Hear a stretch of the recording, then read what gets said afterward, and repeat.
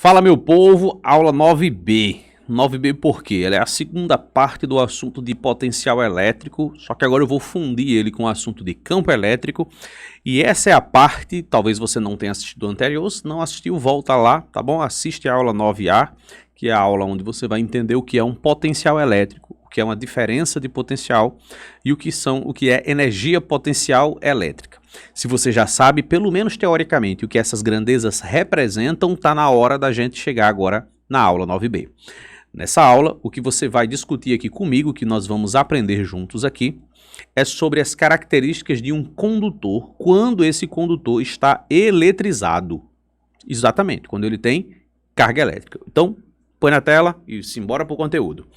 Bom, nas aulas anteriores nós vimos que o campo elétrico se relaciona com a força elétrica, enquanto o potencial elétrico se relaciona com a energia potencial elétrica. Então, deixa eu dar um resumo aqui para você se preparar para essa aula.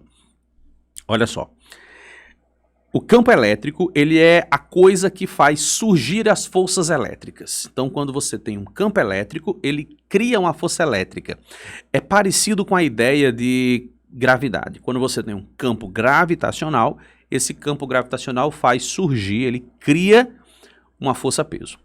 Agora, o potencial elétrico, ele está relacionado com a energia potencial elétrica, tá bom? Então, separa essas coisinhas direitinho na sua cabeça para você não confundir as nossas análises a seguir. Vamos lá. Nesta aula, vamos estudar as propriedades elétricas de um condutor, a começar pelo equilíbrio eletrostático. Bom, equilíbrio eletrostático. Considere, então, duas esferas, uma feita de material condutor e a outra feita de material isolante. Ambas são eletrizadas por atrito numa região específica de cada esfera. O que é que eu quero dizer para você com essa informação? Imagina essas duas esferas aí que estão desenhadas aqui, tá bom? Uma é isolante. E aí alguém veio aqui nessa região aqui, ó, e atritou alguma coisa. Vamos dar um exemplo. Um balão, desses balãozinhos, né? Você infla com a boca lá e usa para decorar festas.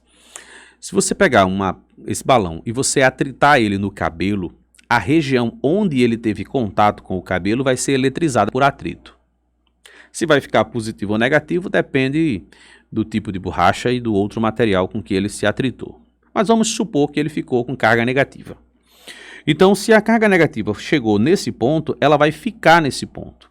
Mesmo que dois elétrons eles se repelem, eles não vão conseguir sair do lugar, porque nós temos aí um isolante. Isolante recebe esse nome exatamente porque ele não deixa as cargas se movimentarem, ou pelo menos ele dificulta muito que cargas se movimentem em seu interior. Já o condutor não. Se você coloca essas cargas num condutor, as cargas vão se repelirem, e aí o que você está vendo aí, elas vão ficando, ó, na superfície, o mais distante possível umas das outras. E aí qual é a conclusão dessa brincadeira? A conclusão é que, no caso de condutores, sim, vai criar uma simetria, certo? As cargas vão ficar bem distribuídas se for um objeto simétrico, uma esfera, por exemplo. Mas se o objeto não for simétrico, você vai ter essa segunda situação que você está vendo aí lá abaixo, tá bom? As cargas elas vão também se distribuir na superfície externa dos materiais, mas com um detalhe. As partes que forem mais pontiagudas, como você está vendo aqui embaixo, essas regiões mais pontiagudas, você vai ter as cargas mais concentradas, tá bom? Deixa eu dar um zoom aqui, ó, para ficar mais evidente o que eu quero dizer para você. Na parte que tem ponta, as cargas ficam mais próximas umas das outras. Essa proximidade aumenta o que nós chamamos de densidade superficial de carga. Você vai ter uma maior concentração, uma maior densidade de carga em torno dessas regiões pontiagudas. Essa característica a gente vai chamar de poder das pontas, tá bom? Essa propriedade dos condutores é chamada então de poder das pontas. Deixa eu ajustar aqui o zoom aqui e vamos para a próxima página. Esse princípio é exatamente o que vai servir de base, né, que vai estruturar teoricamente os para-raios. O que é que vai acontecer?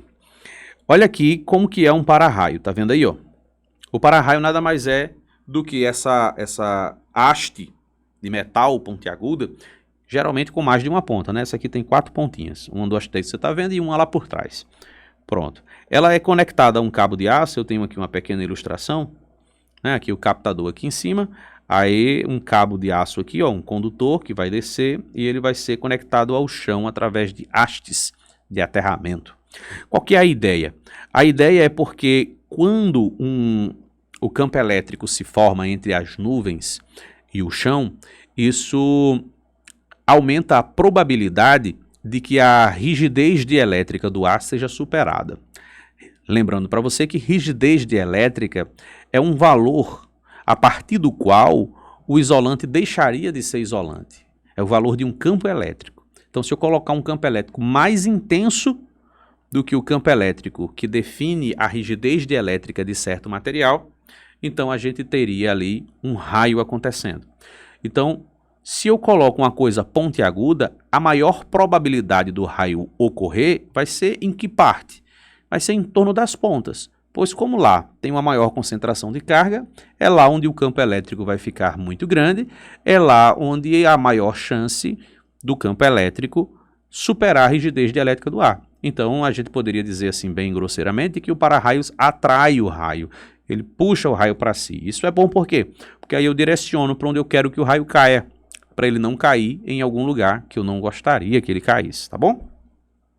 Aí eu coloquei aqui, ó, uma explicaçãozinha sobre isso aqui teórica, eu vou ler aqui junto com vocês. Quando uma nuvem eletrizada passa perto do local onde há um para-raios, o campo elétrico entre a nuvem e a Terra fica mais intenso em torno das pontas do para-raios. Por isso, há maior probabilidade de a rigidez dielétrica do ar ser superada e a descarga elétrica ocorrer entre a nuvem e o para-raios. Um corpo ele está então de fato em equilíbrio eletrostático quando nele não há mais movimentação de carga de forma ordenada.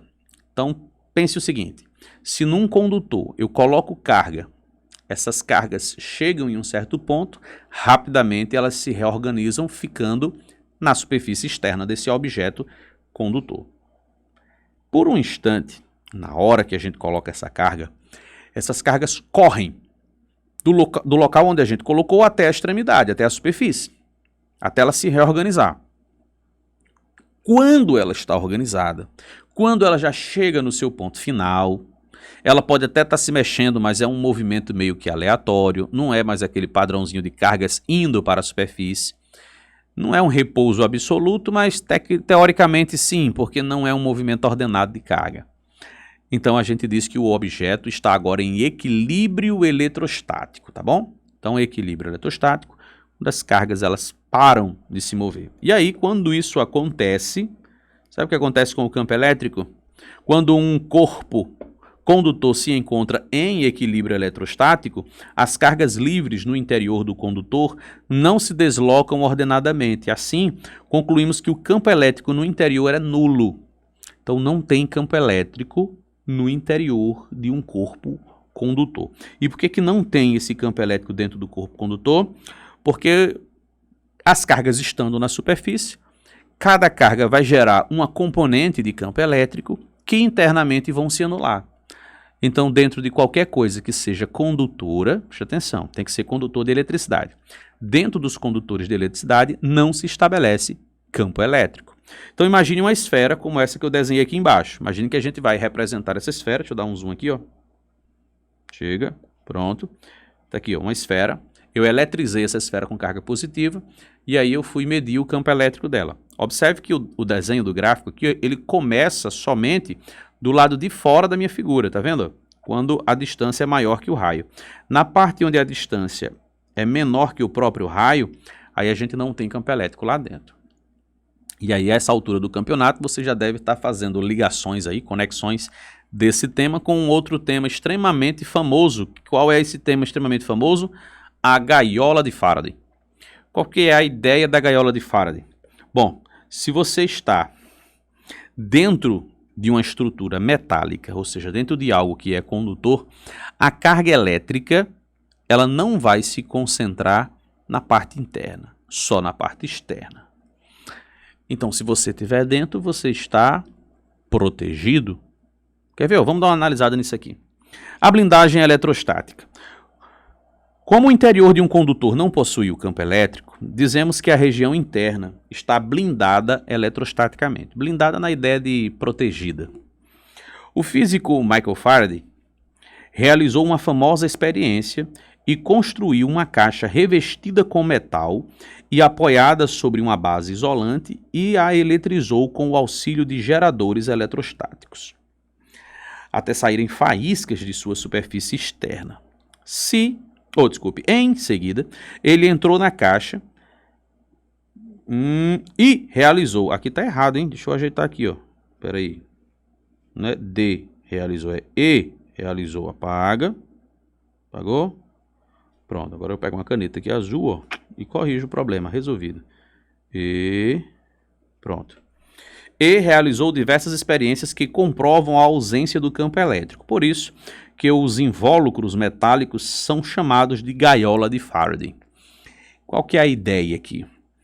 Se você está dentro de um carro, por exemplo, e o carro ele não é de metal, e um raio cair no carro, você vai estar protegido? Vai. Só que é preciso que você fique atento a um detalhe. Existe um mito, existem pessoas que acreditam que não se toma um choque, uma descarga de um raio quando se está dentro do carro por causa do pneu que é de borracha. Não é verdade. O pneu de borracha nem ajuda nem atrapalha. Como diria um grande amigo, nem flui nem contribui. Sacou? Então não vai ter participação essa ideia do pneu de borracha. Mas isso é sério? Mas se eu tiver... Você já ouviu falar que se a gente tiver com os pés devidamente isolados, né, calçados com calçados de borracha, e a gente colocar algo dentro da tomada, um prego, alguma coisa assim metálica, em um dos buraquinhos por vez, sem a gente estar tocando em absolutamente mais nada, a gente não toma choque. Ah, é porque está isolado. Nesse caso, sim. Só que isso não é um exemplo de gaiola de Faraday. A gente não está dentro de um condutor. Estando dentro de um condutor, você pode até estar descalço, você pode tocar na estrutura metálica e não vai sofrer a descarga, porque a carga não fica pelo lado de dentro, ela fica pelo lado de fora. Sempre na superfície externa. Então, se um raio cai em um carro, os ocupantes do carro estão protegidos dos fenômenos causados pelo raio, pela descarga elétrica do raio, por causa da blindagem eletrostática. O Enem citou já uma certa vez uma questão que dizia assim: dentro de um carro é mais seguro. Por quê? Aí alternativa A, o pneu é de borracha. Alternativa B é porque tem o para-raios, que é a anteninha do rádio. Você percebeu que eu discuti aqui para-raios? Para-raios serve para nos proteger, mas dentro do carro não é essa a razão. O que nos protege quando estamos dentro do carro é a blindagem eletrostática ou o fenômeno da gaiola de Faraday. Não tem a ver, pelo amor de Deus, não tem a ver, vou repetir, não tem a ver com a anteninha do rádio, muito menos com o pneu de borracha, tá bom? É porque não tem campo elétrico dentro de condutores. Mas existem alguns carros, como por exemplo o Troller, que ele não é feito de metal, assim, a carcaça dele é feita de fibra de vidro, aí ela não protegeria contra um raio. Antigamente tinha um fabricante de carros aqui no Brasil chamado Gurgel, seus carros também eram feitos de fibra de vidro. Então eles são feitos de material isolante, eles não têm essa propriedade que a gaiola de Faraday proporciona. Sacou? Fique esperto. Ops, risquei aqui, deixa eu ativar aqui, vamos lá. Potencial elétrico em condutores e equilíbrio eletrostático. Bom, nós já sabemos que a diferença de potencial é o campo elétrico vezes a distância. Claro, isso é uma equação para campos elétricos uniformes. Mas sabemos que o campo elétrico é nulo. Logo, concluímos que não há diferença de potencial no interior de um condutor em equilíbrio. Portanto, o potencial ele é o quê? Nulo? Não. O potencial elétrico ele é constante. Por que constante? Porque não há diferença de potencial. Se não há diferença, todos os potenciais são iguais. Então é também por essa razão que não se toma choque lá dentro. Porque um dos requisitos para que ocorra o choque é haver uma corrente elétrica, e para ter a corrente elétrica é preciso ter uma diferença de potencial. Então, sem diferença de potencial, sem corrente, sem choque. Sacou? Então vamos recapitular. Dentro dos condutores não há campo. O campo elétrico ele é nulo, mas há sim potencial. Mas ele é constante, então não há diferença de potencial, tá bom? Mais alguma coisa que eu tenha eventualmente esquecido? Não, só essa ilustraçãozinha aqui para você ver aqui como fica aqui o potencial. O potencial na parte interna, por exemplo, de uma esfera é o mesmo valor em qualquer ponto, inclusive na própria superfície. O campo elétrico só vai passar a ter valores diferentes do lado de fora da superfície, porque quanto mais distante, menor o potencial elétrico. Então fique aí com essa informação muito importante sobre a gaiola de Faraday. Forte abraço, bons estudos e até o nosso próximo encontro. Tchau!